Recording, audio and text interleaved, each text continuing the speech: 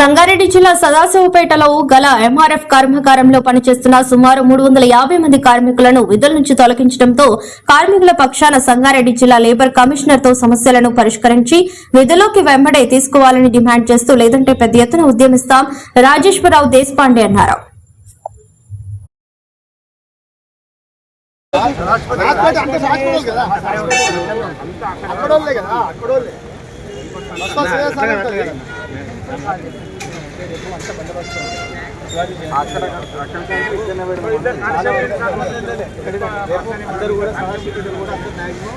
సంగారెడ్డి వస్తారు. గేట్ ముంగట రోజు పోయే వర్కర్లను నిలబడి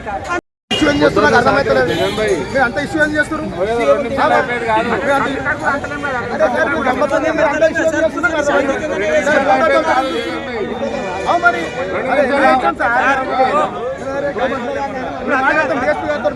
కంపెనీ పోలీసు ల్యాండ్ ఓవర్ ఉందా? ఇష్యూ చేసుకోవాలి సార్.